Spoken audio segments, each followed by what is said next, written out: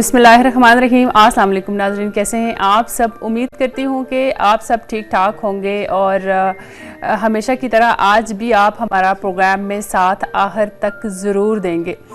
नाज़रीन, आज हम ऐसी शख्सियत के बारे में बात करेंगे कि जिसने दीन को बचाने के लिए, जिसने इस्लाम को बचाने के लिए अपना सब कुछ कुर्बान कर दिया। आज कल क्योंकि मुहर्रम अल हराम चल रहा है, योम आज़ाद चल रहे हैं, तो हम बात करेंगे इमाम हुसैन अलैहिस्सलाम पर, उनकी शख्सियत पे। बात करना मैं अपनी औकात तो नहीं समझती और ना ही इतने से वक्त में उनकी शान बयान हो सकती है, लेकिन कोशिश छोटी सी ज़रूर की जाती है और आज भी कोशिश की जाएगी। उनकी ज़िंदगी कैसी थी, अपनी ज़िंदगी में, अपनी निजी ज़िंदगी में वो कैसे थे और उससे हम कितना दर्स ले सकते हैं अपने रोज़मर्रा ज़िंदगी में, और किस तरह से हमें अपनी ज़िंदगी गुजारनी चाहिए, उसके लिए उनसे बढ़ के हमारे लिए और कोई बेहतरीन नमूना नहीं हो सकता। आप आज भी प्रोग्राम के आखिर तक हमारा साथ ज़रूर दीजिए और देखते रहिए अपना प्रोग्राम नसीम ज़िंदगी।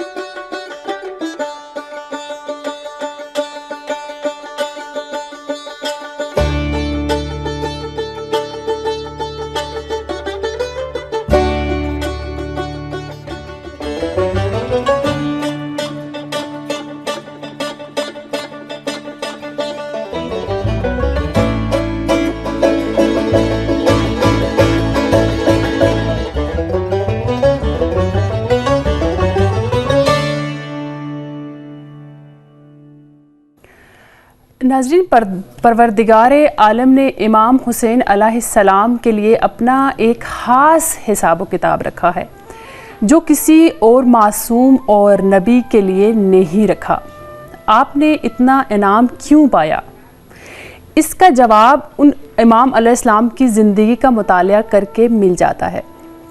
इमाम का मुकाम और मंजिलत ना सिर्फ़ अहले तशय्यो के दिलों में है, बल्कि रिसर्च करने से, तहकीक करने से पता चलता है कि तमाम मज़ाहिब इस्लामी और गैर इस्लामी इमाम हुसैन अलैहिस्सलाम को एक यूँ कहूँ कि मर्द आज़ाद के नाम से पहचानते हैं। यहाँ पर मैं एक गैर इस्लामी जो मुअर्रिख़ हैं, उन्होंने इमाम के बारे में उसने क्या लिखा वो मैं थोड़ा सा आपको बताऊँगी। अमेरिका का एक मशहूर और मारूफ मुअर्रिख़ है इरोनिक, वो इमाम के बारे में लिखता है कि अगर इमाम चाहते तो यजीद के आगे झुक के अपनी जान बचा सकते थे, लेकिन उन्होंने ऐसा नहीं किया। इमामत की ज़िम्मेदारी ने भी उन्हें ये इजाज़त नहीं दी कि वो यजीद को खलीफा माने, उम्मतुल मुसलमिया का क्या माने, खलीफा।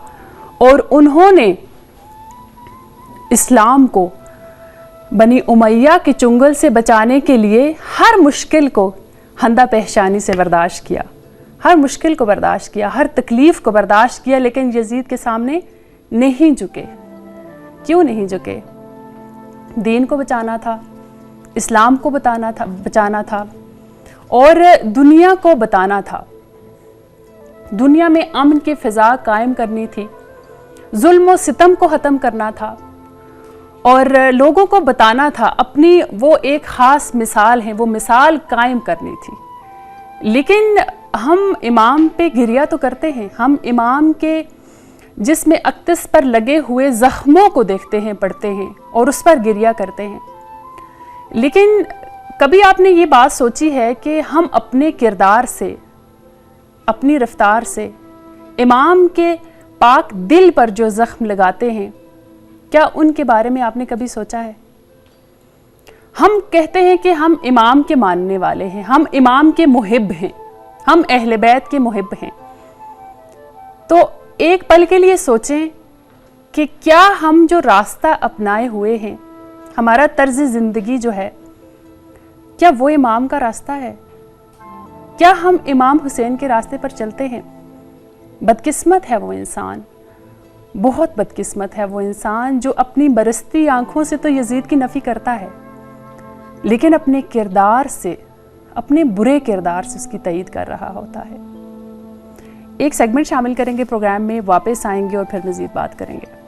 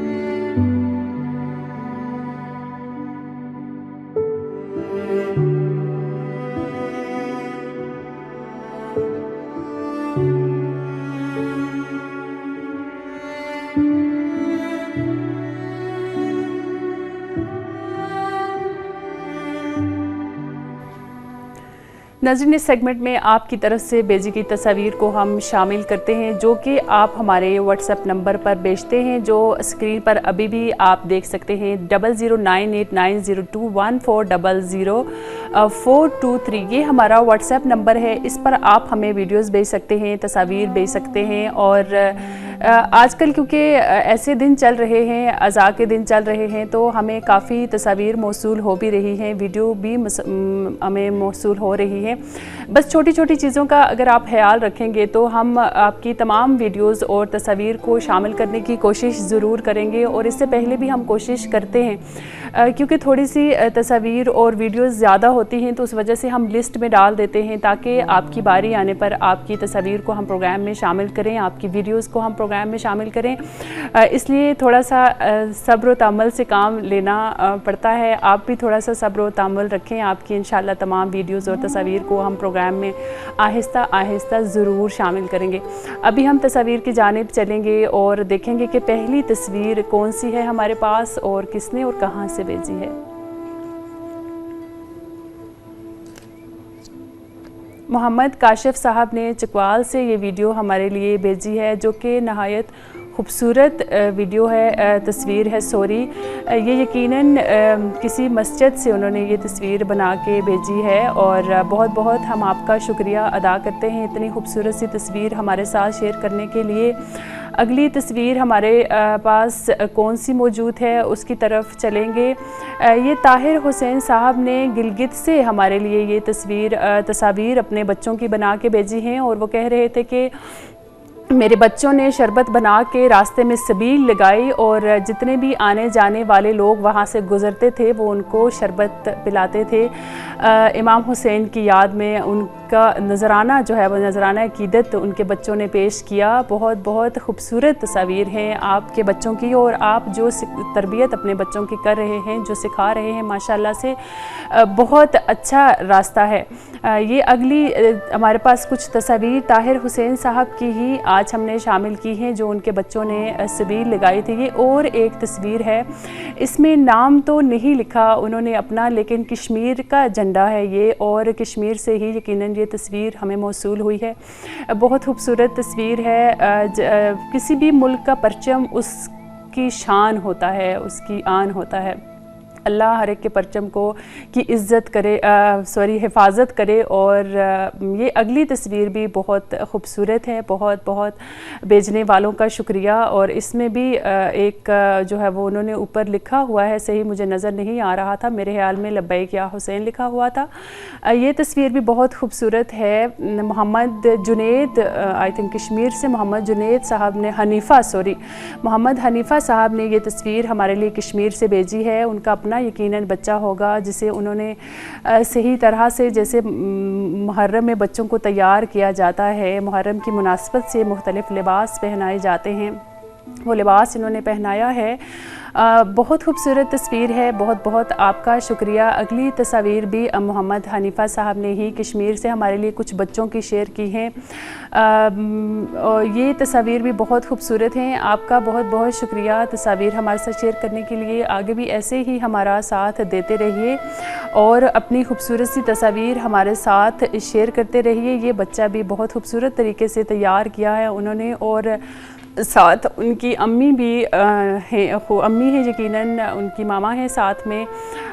بہت خوبصورت تصویر ہے. آپ کا بہت بہت شکریہ ہمارے ساتھ تصاویر شیئر کرنے کے لیے. محمد حنیفہ صاحب نے آج کافی ساری تصاویر ہمیں بچوں کی شیئر کی ہیں. زیادہ تر محرم میں جب اس طرح کے لباس بچوں کے پہنائے جاتے ہیں تو ایک خاص، یوں کہوں کہ بچے تو ویسے بھی بہت معصوم ہوتے ہیں، لیکن ایک خاص معصومیت اور مظلومیت جو دیکھنے کو ملتی ہے وہ اس لباس سے خاص طور پر دکھائی دیتی ہے. اور یہ بھی انہوں نے ہی ہمارے لیے یہ تصویر بھیجی ہے، اور یقیناً کوئی مجلس ہو رہی تھی جہاں پر انہوں نے، آپ نے دیکھا ہوگا کہ سوشل ڈسٹنس برقرار رکھنے کی بھی پوری کوشش کی ہے. یہ تھی آج کی ہماری تصاویر. ہم اپنے تمام ناظرین کا بہت بہت شکریہ ادا کریں گے کہ جو پروگرام میں ہمیشہ ہی ہمارا ساتھ دیتے ہیں، اور آج بھی ہمارا ساتھ پروگرام میں دیتے رہیے. ایک سیگمنٹ شامل کریں گے، واپس آئیں گے، اور پھر انشاءاللہ ہمارے آج کے مہمان بھی ہمارے ساتھ موجود ہوں گے، ان سے بھی ہم بات کریں گے.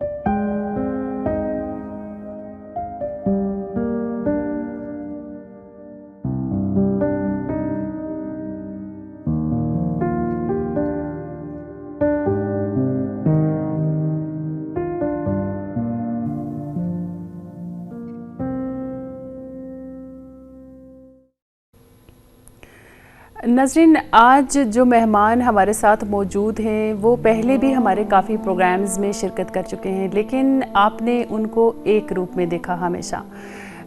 کچھ لوگ ہوتے ہیں جو صرف ایک فیلڈ میں آگے جاتے ہیں، اپنی فیلڈ میں ایکسپرٹ ہوتے ہیں. زیادہ تر لوگوں کے بارے میں یوں کہا جاتا ہے، اور ہوتے بھی ایسے ہی زیادہ تر لوگ. لیکن کچھ لوگ ملٹی ٹیلنٹڈ ہوتے ہیں. کچھ لوگ یوں کہوں کہ اگر سوشل ٹاپکس پہ وہ بات کر سکتے ہیں، ان کا نالج ہوتا ہے، تو اس کے ساتھ ساتھ مذہبی جو ٹاپک ہیں وہ ان پہ بھی بات کرتے ہیں، ان میں بھی ان کا نالج ماشاءاللہ بہت زیادہ ہوتا ہے. یعنی ملٹی ٹیلنٹڈ لوگ ہوتے ہیں وہ، اور انہی میں سے ایک آج کے ہمارے مہمان ہیں جو ہمارے ہر موضوع پہ ہم نے ان کو بلایا، اور انہوں نے ہر موضوع کو اتنے اچھے انداز سے بیان کیا کہ ہمارے ناظرین نے بھی بہت دفعہ بہت سارے میسیجز کیے، بہت کمنٹس کیے کہ ڈاکٹر صاحب بہت مفید اور زبردست گفتگو کرتے ہیں. آج ہمارے مہمان جو ہیں ہمارے ساتھ انڈیا میں 3 جگہ پر وہ اشرا پڑھ رہے ہیں، لیکن جب آپ ان کو دیکھیں گے تو آپ کو نہیں لگے گا کہ وہ عالم دین بھی ہیں. جی ہاں، بالکل ایسا ہی ہے. ڈاکٹر ذوالفقار جعفری صاحب، جو کہ اکثر ہم ان کو زحمت دیتے ہیں، انڈیا سے ہمارے ساتھ لائن پر موجود ہوتے ہیں.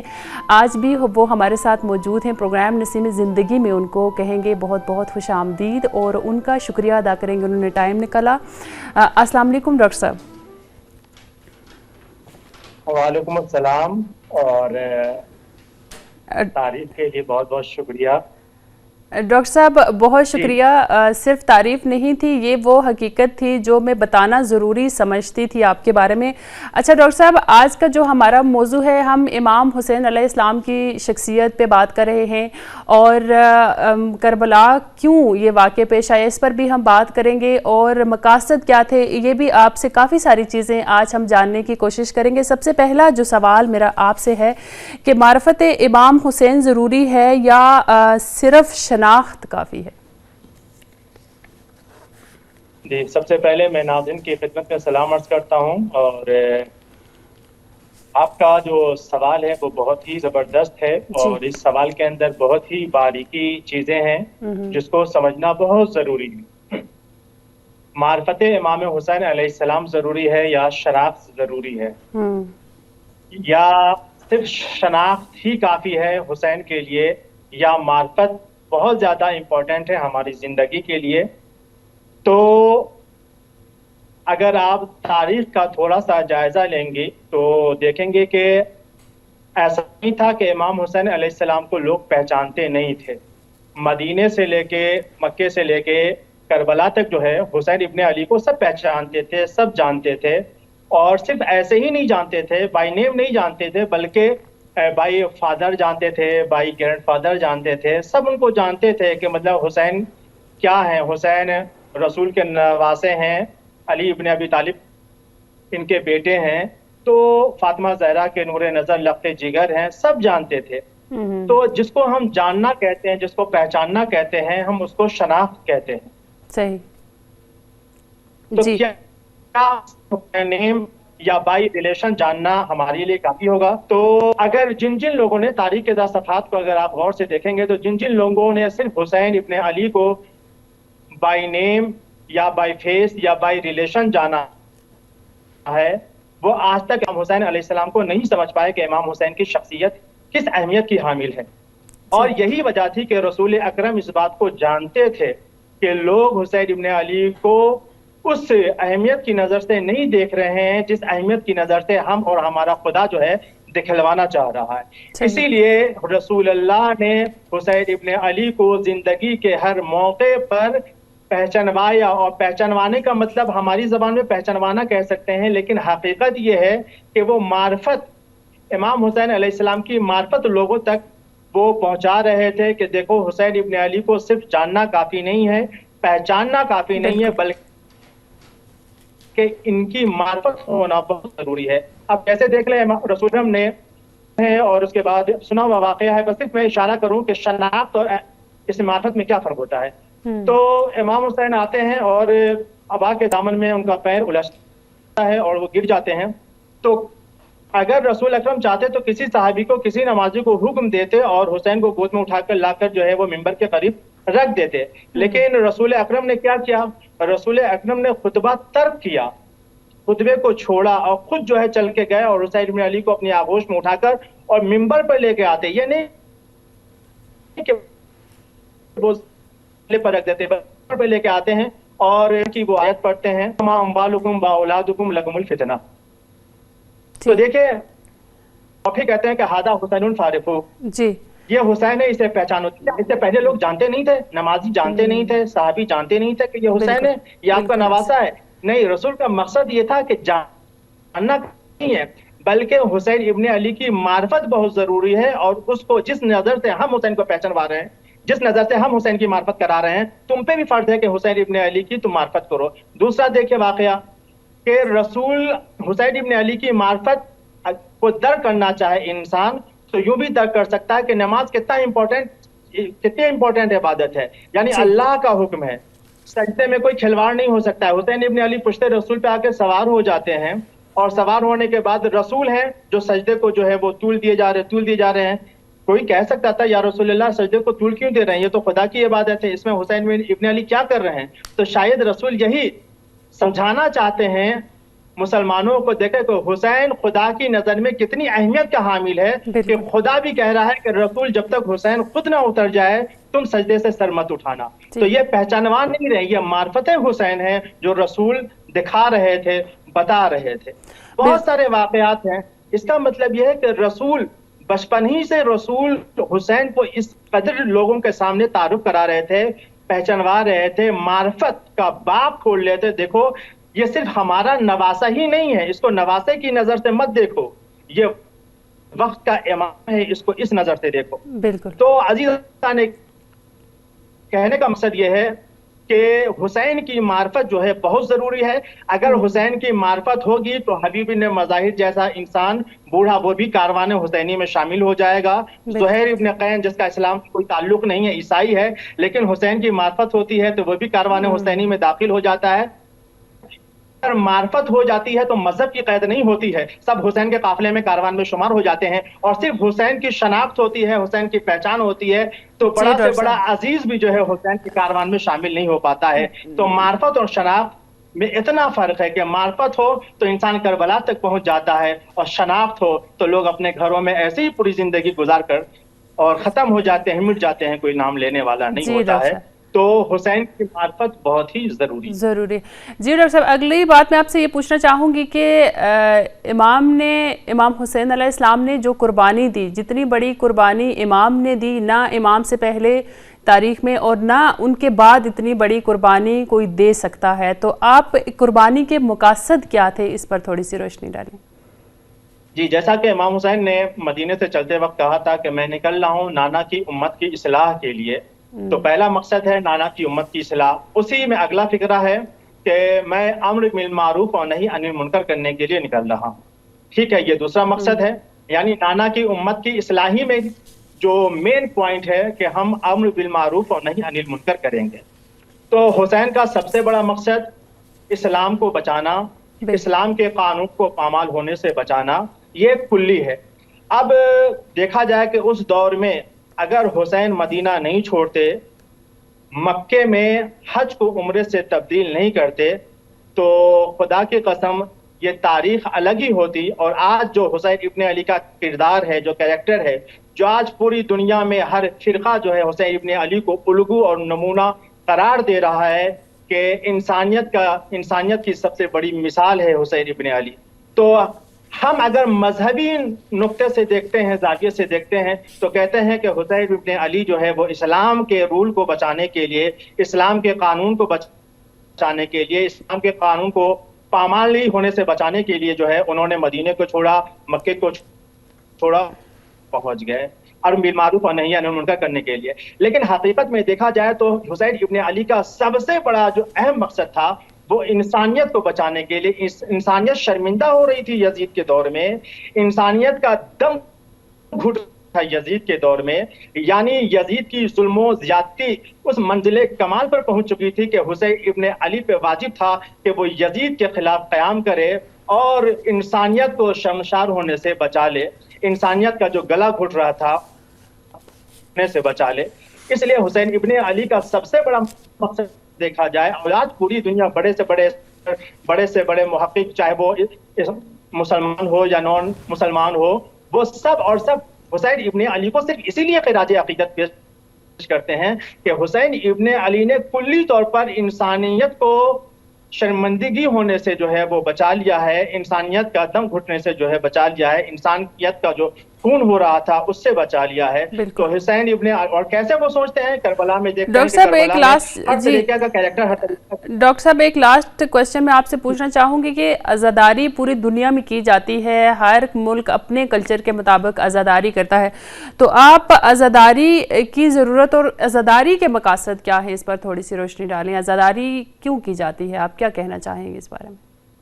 ये आज़ादारी का तो मकसद खुद हमें हमारे आइम्मा ने बताया है कि हम आज़ादारी क्यों करें और हमें आज़ादारी से क्या फ़ायदा होगा। सबसे बड़ा आज़ादारी से फ़ायदा ये होता है कि हमारी आज़ादारी जो है एक यूनिवर्सल जो है वो एक स्टेज है जहाँ तमाम मज़हब के लिए जो है वो दरवाज़ा खुला हुआ है और सबको दावत फ़िक्र दी जाती है। इसमें किसी किस्म की किसी के खिलाफ जो है हरफ नाज़ेबा जो है इस्तेमाल नहीं किया जाता है। आज़ादारी का सबसे बड़ा अहम मकसद ये है। आज़ादारी का सबसे दूसरा मकसद ये है कि मार्फत हुसैन, जैसा कि अभी पहले बताया, कि जिस इंसान को अभी तक मार्फत नहीं है, इस मजलिस आज़ा के जरिए, इस आज़ादारी के जरिए जो है हमें हुसैन की मार्फत हासिल होती है। हम हुसैन के पैगाम को, हुसैन के मकासद को पूरी दुनिया के तमाम इंसानों तक जो है हम पहुंचाने की कोशिश करते हैं, ताकि शायद कोई हुर जो है वो वापस कारवान हुसैनी में शामिल हो जाए। इसी उम्मीद से हम जो है मजलिस हुसैन बपा करते हैं, ताकि जब कोई भटका हुआ, कोई गुमराह अगर चाहे तो उसके लिए आज भी जो है हुसैन का दरवाजा खुला हुआ है, हुसैन की वो बारगाहें खुली हुई है कि इंसान अपने किए हुए की तौबा करके जो है वो हुसैन के काफिले में शामिल हो जाए। तो आज़ादारी का अगर सही नीयत के साथ, सही मकसद के साथ अगर हम आज़ादारी को जो है हम फरोग देते हैं, नश्र करते हैं, तो यकीनन हुसैन भी खुश होते होंगे और हुसैन की माँ फातिमा ज़हरा भी खुश होती होंगी। इसलिए कि हुसैन का मकसद ही यही है कि बातिल के चेहरे से नकाब को उठाया जाए और पूरी दुनिया के सामने पहचानवाया जाए कि ये बातिल है और ये तुमको धोखा दे रहा है, बातिल के फरेब में मत आओ। हुसैनियत का सबसे बड़ा पैगाम है कि मुनाफिकत के चेहरे से जो है पूरी तरीके से नकाब उठा दिया जाए और उसका असली चेहरा दुनिया वालों के सामने पेश किया जाए। आज़ादारी का सबसे बड़ा मकसद यही है कि हक व बातिल में हमेशा जो है वो तमीज पैदा करे, हक व बातिल में जो है हमेशा एक खत खींचा जाए कि इस तरफ बातिल है, दूसरी तरफ हक। जी डॉक्टर साहब, बहुत बहुत आपका शुक्रिया कि आपने आजकल का जो जाहिर सी बात है आपका बहुत बिजी टाइम चल रहा था, उसके बावजूद आपने हमारे प्रोग्राम के लिए टाइम निकाला। आपका बहुत शुक्रिया। आज के प्रोग्राम के लिए मैं चाहूँगी आपसे इजाज़त। खुदा हाफिज़। आपका भी बहुत बहुत शुक्रिया। खुदा खुदा हाफिज़। नाज़रीन, बहुत मालूमाती गुफ्तगू की डॉक्टर साहब ने, जो शायद छोटी छोटी बहुत सारी चीज़ें, इंसान आज़ादारी भी करता है, मजालस में भी जाता है, लेकिन बहुत सारी छोटी छोटी चीज़ों का इल्म उसको नहीं होता। लेकिन यकीनन उम्मीद करती हूँ कि डॉक्टर साहब ने जिन चीज़ों के बारे में बताया, आपकी मालूमात में ज़रूर इजाफ़ा हुआ होगा। एक सेगमेंट शामिल करेंगे प्रोग्राम में, वापस आएंगे और फिर मज़ीद बात करेंगे।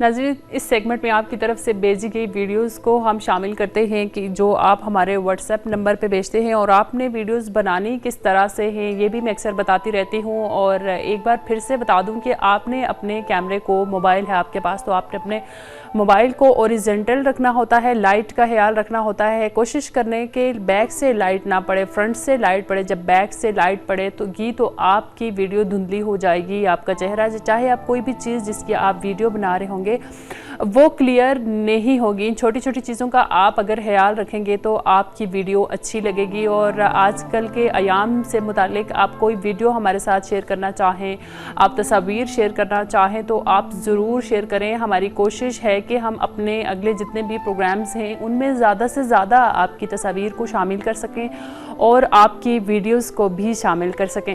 अभी हम पहली वीडियो की जानिब चलेंगे और देखेंगे कि पहली वीडियो में क्या है।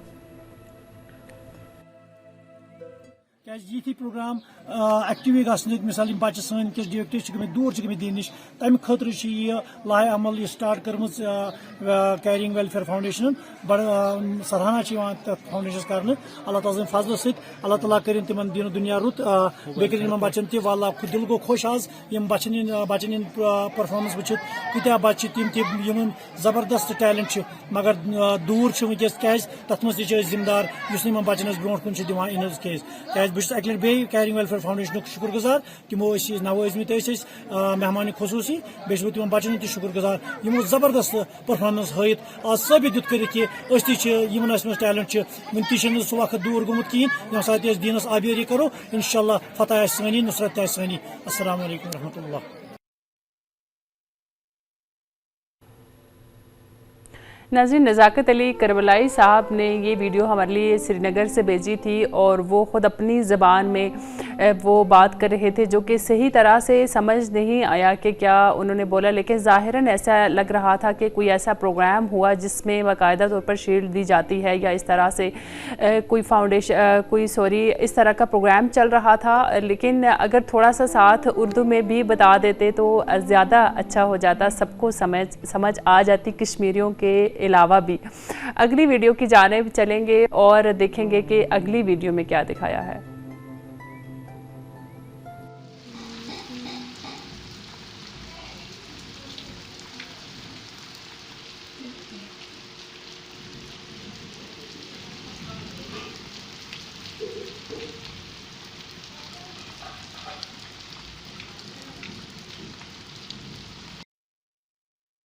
नाज़रीन, ये वीडियो जिन्होंने भेजी उनके एरिया में बारिश हो रही थी, जो कि मंज़र बहुत खूबसूरत था, लेकिन आपने अपने कैमरे को ओरिजेंटल नहीं रखा और आपने खुद ही देखा होगा कि आपकी वीडियो कैसी दिखाई दे रही थी। अगली वीडियो की जानिब चलेंगे और देखेंगे कि अगली वीडियो में क्या है।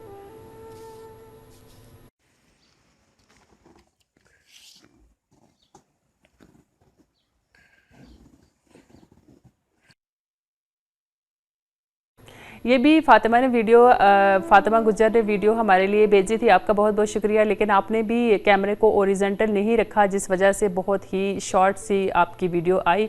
आगे थोड़ा सा इन छोटे छोटे नुकात का ख्याल रखें तो आपकी वीडियो ज़्यादा अच्छी लगेगी, टीवी पर आपको देख के भी ज़्यादा अच्छा लगेगा। एक सेगमेंट शामिल करेंगे, वापस आएंगे और फिर मज़ीद बात करेंगे।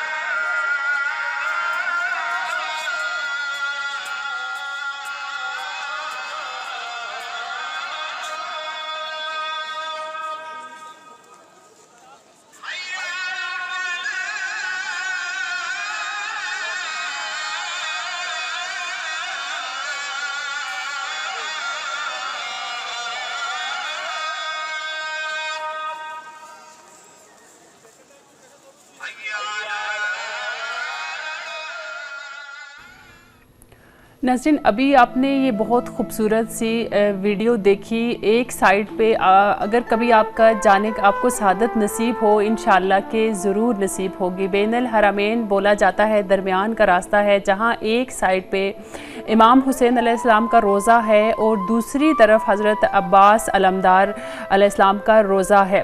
تو اس کے درمیان کے راستے کو بین الحرمین بولا جاتا ہے. اور جیسا کہ آپ نے دیکھا نظر آ رہا تھا ایک سائڈ پہ مولا عباس کا روضہ مبارک تھا اور اسی طرح دوسری طرف امام حسین علیہ السلام کا روضہ مبارک تھا.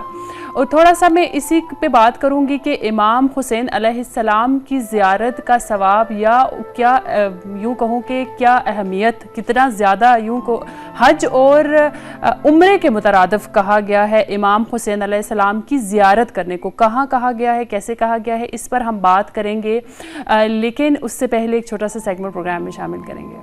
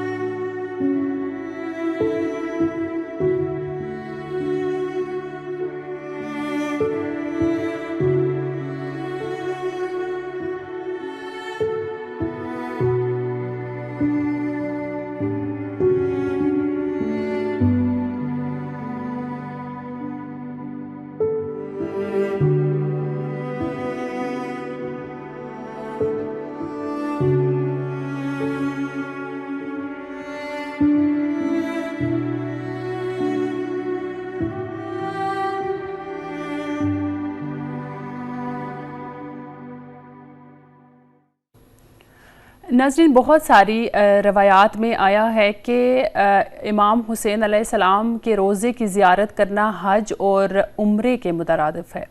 اور بہت سارے روایات میں ہے کہ جب خانہ خدا حجاج سے خالی ہو جائے تو تمام مسلمانوں پر واجب کفائی ہو جاتا ہے کہ وہ جائیں اور بیت اللہ کا حج کریں حتیٰ اگر وہ استطاعت نہیں بھی رکھتے.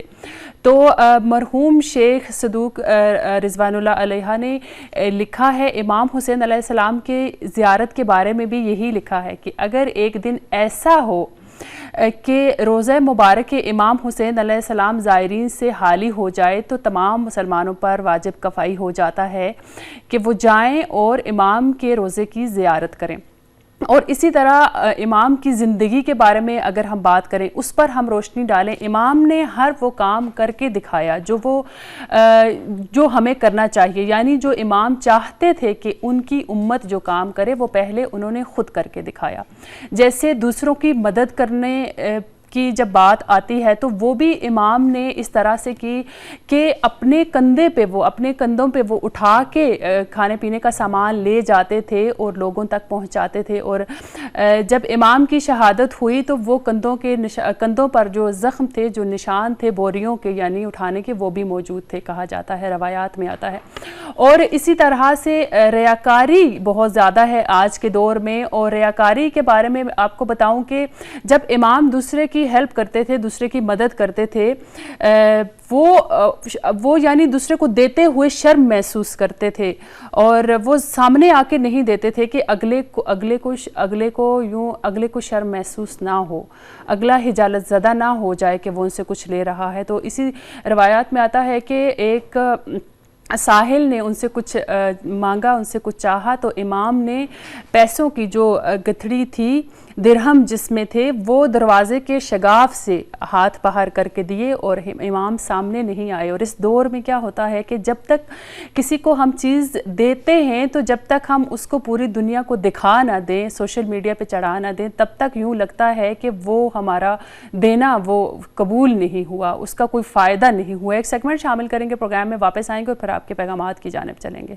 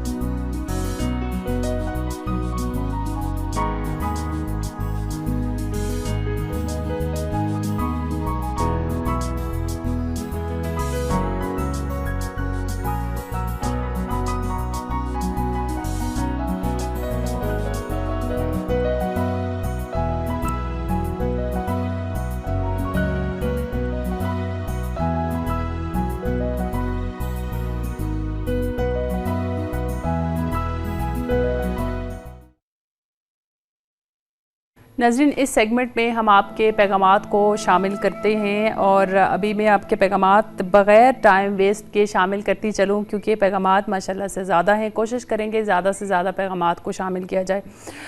حوریہ سعیدہ لاہور سے ہمارے ساتھ موجود ہیں اور وہ کہہ رہی ہیں کہ میں آپ کا ہم سب مل کے گھر والے آپ کا پروگرام دیکھ رہے ہیں اور پلیز مینشن یور نیم. جی میرا نام ربیہ نقوی ہے. اکثر پروگرام کے سٹارٹ میں اپنا نام بتاتی ہوں لیکن شاید آج میں نے اپنا نام نہیں بتایا ہوگا تو اس لیے آپ کو نام پوچھنے کی زحمت کرنی پڑی. معرفت زینب کشمیر سے ہمارے ساتھ موجود تھیں. انہوں نے کافی ساری ویڈیوز بھی ہمارے لیے ارسال کی ہیں, تصاویر بھی ہمارے پروگرام کے لیے بھیجی ہیں. انشاءاللہ اگلے ہم اپنے پروگرامز میں آپ کی تصاویر اور ویڈیوز کو ضرور شامل کریں گے. شفقت محمد صاحب ہمارے ساتھ موجود ہیں. انہوں نے بھی کافی ساری ویڈیوز اور تصاویر ہمارے پروگرام کے لیے بھیجی ہیں. انشاءاللہ وہ بھی ہم پروگرام میں ضرور شامل کریں گے. اور اسی طرح ایک اور نمبر ہے جنہوں نے اپنا نام نہیں لکھا, اپنا نام بھی لکھ دیں, اگر اپنے شہر کا نام بھی لکھ دیں تو زیادہ اچھی بات ہوگی.